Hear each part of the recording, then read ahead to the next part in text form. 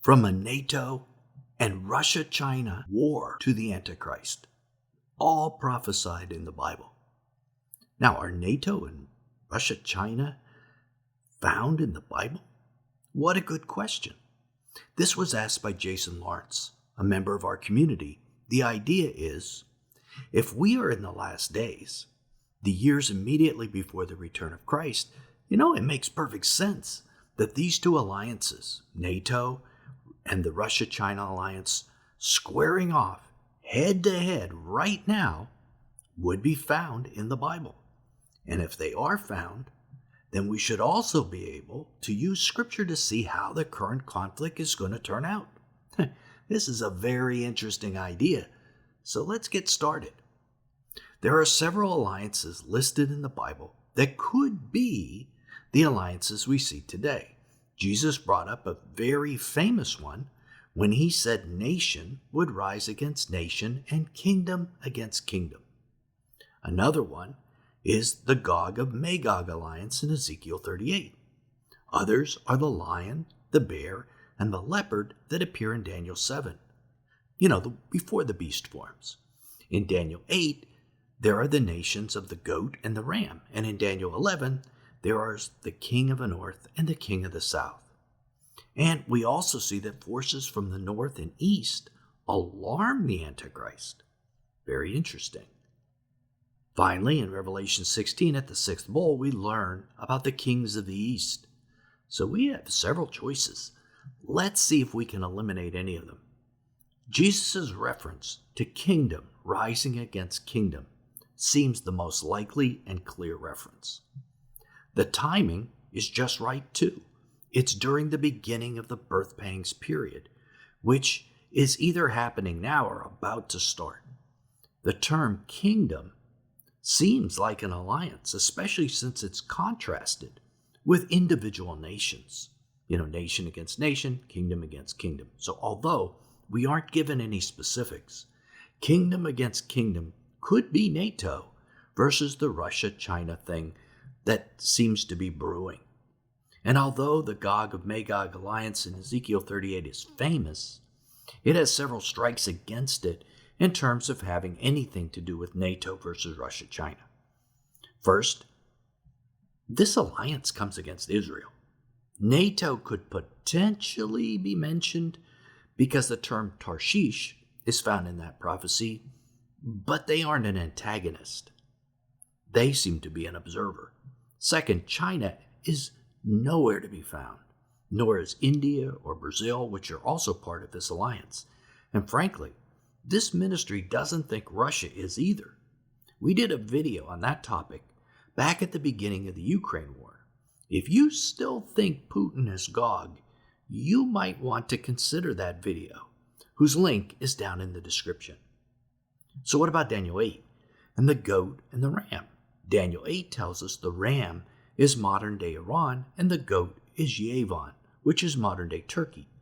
So those potential alliances are strictly Middle Eastern. They don't qualify either. In Daniel 11, we have the kings of the north, south, and forces from the east, but not any kings from the west, if you noticed. So who in this scenario would be NATO? This struggle is primarily between north and south. Thus, it isn't NATO against Russia and China either.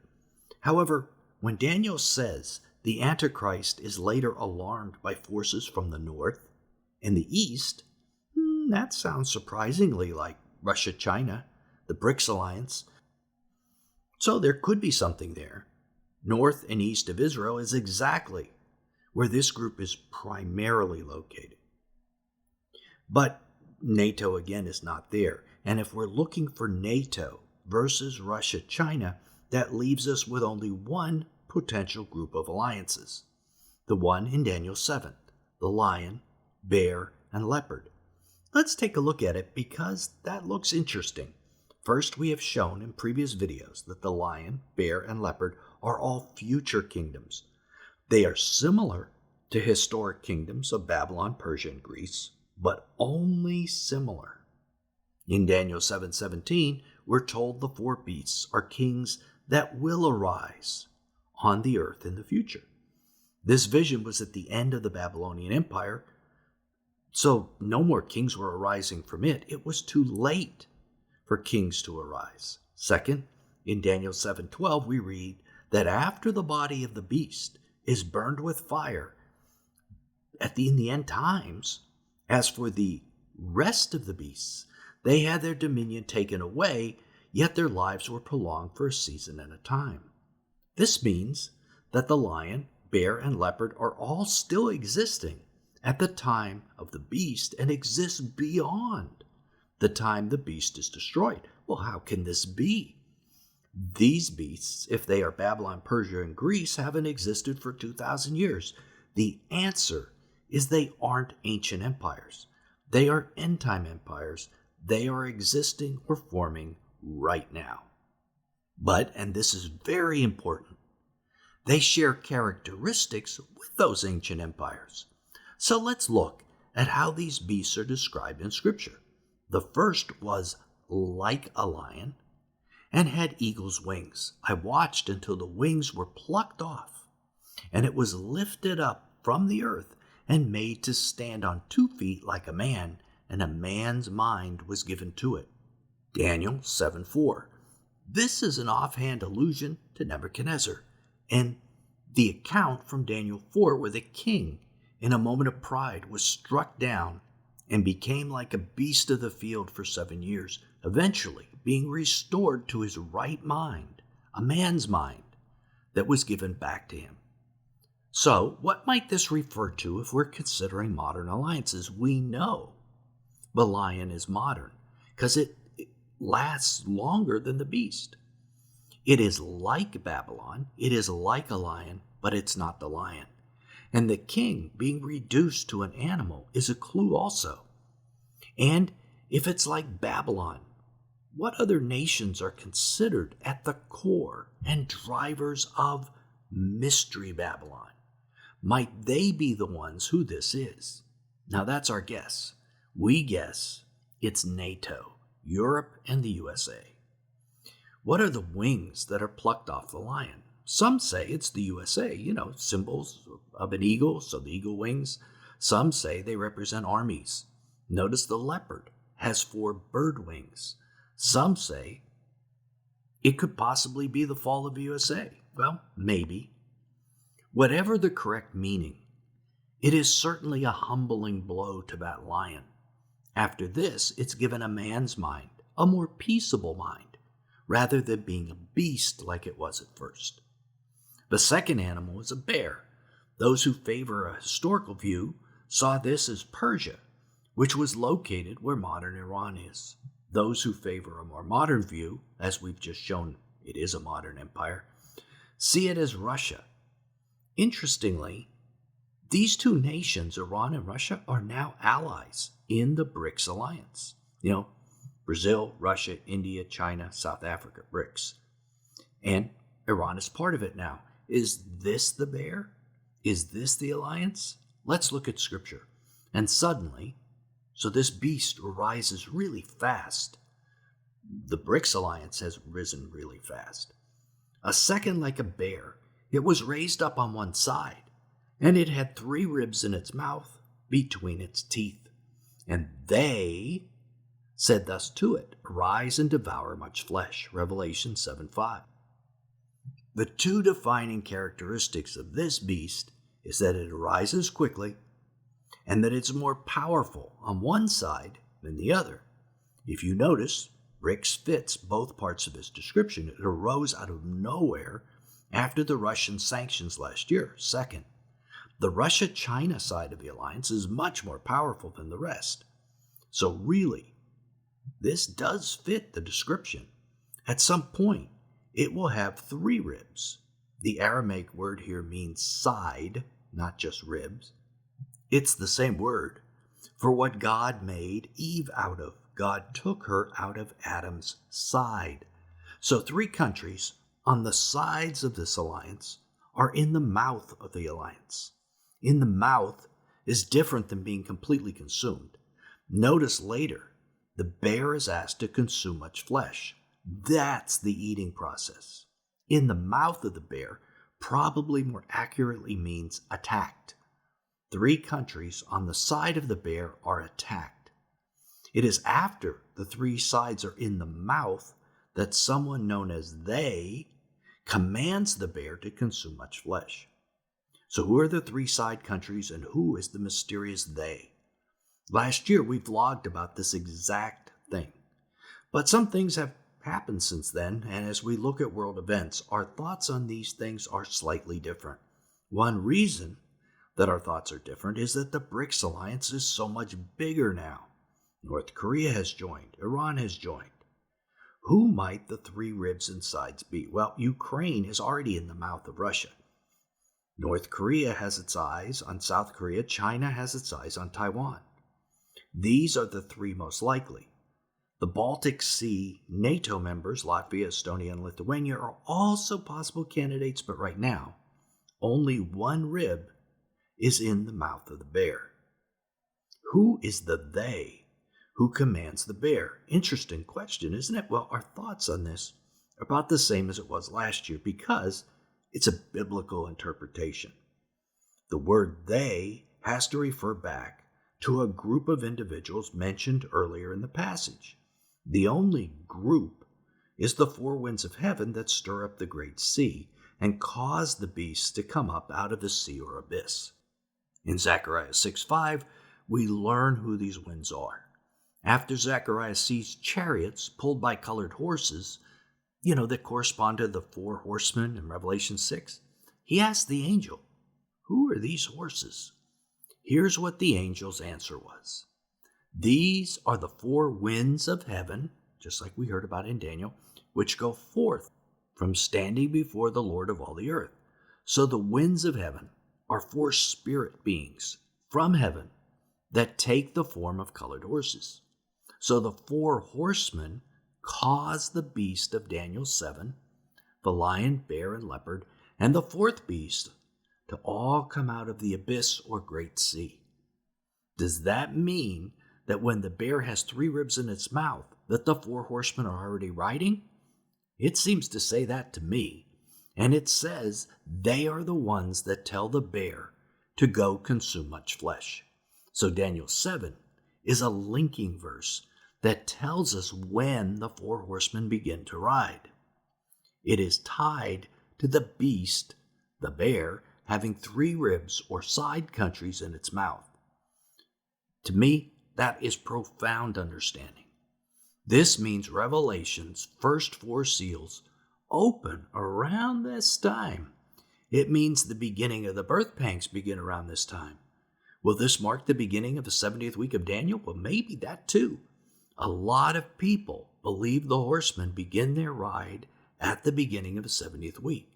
So 3 side countries in the mouth of the bear is a very, very important sign. It's also the sign that the bear is about to consume much flesh.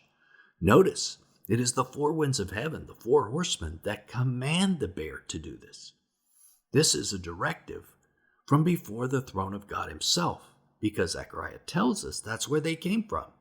So let's look at what that means. First, spiritually, it means God gives the go-ahead. God gives the permission for the bear to launch its invasion. God drops the flag, so to speak, on the race. Bears have a nature of consuming much flesh. The bear wants to do it, but is held back. But when God's agents, the 4 winds of heaven, whom we have learned were the 4 horsemen, command the bear, it does what bears do naturally, consume much flesh. So it invades, it kills. Where will these invasions happen? Europe? Maybe. Japan? Maybe. Australia? Maybe. A nuclear attack on the USA? Well, maybe. Saudi Arabia? Maybe. We can only guess. The Bible isn't clear.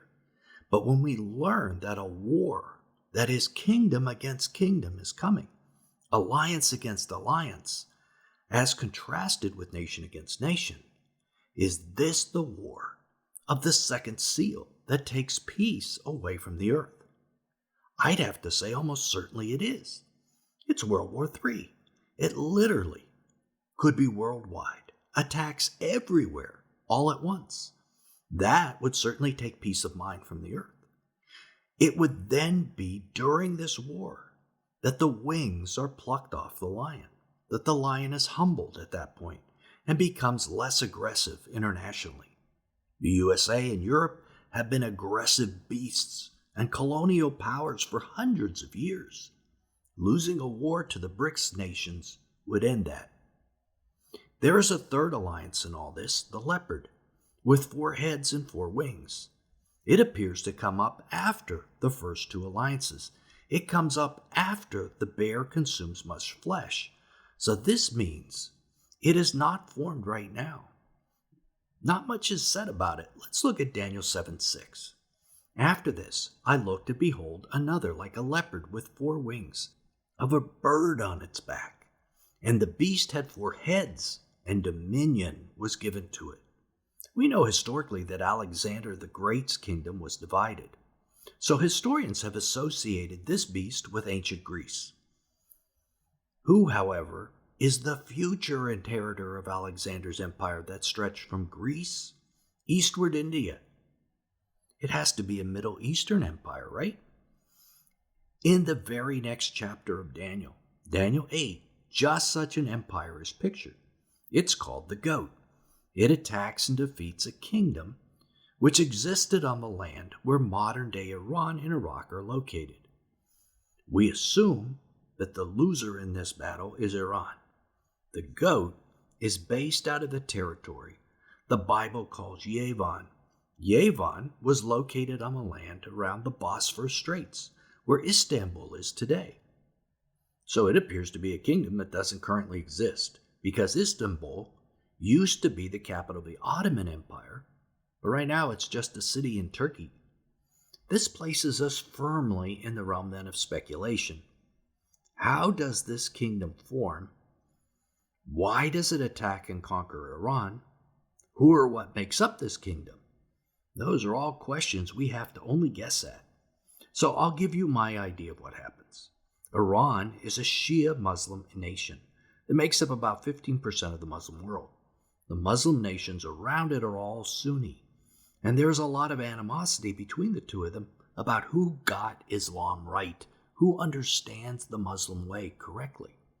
While NATO and the BRICS nations are fighting against each other, might these Sunni nations all get together and form an alliance of their own, feeling that superpowers are too consumed with fighting each other?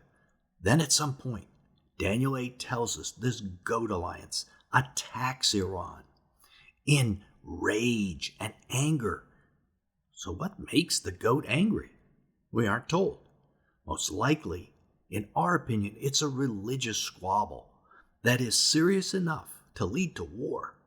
Our personal thoughts on this are that Iran announces a 12th Imam or Mahdi, the Muslim Messiah.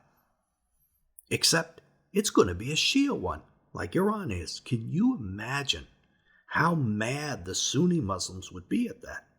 This would be like having a Jehovah's Witness saying one of their leaders is Jesus. How would Christians feel about that? The Mahdi is the Islamic Messiah after all. That is something that could make the Sunni alliance mad enough to fight. It's also possible that when the bear consumes much flesh, it invades some Sunni territory, and the goat alliance fights to get it back. Either idea is possible, or maybe something else entirely leads to war. But the result is that the Sunnis defeat Iran.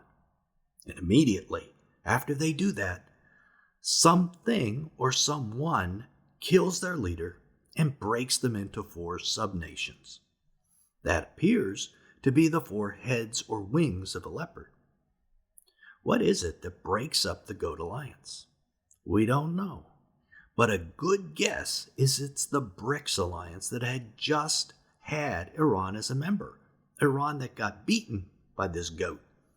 I could see them threatened by this new alliance on the block, and having humbled the Western nations, they then turn their attention south and crush the alliance before it gets too strong.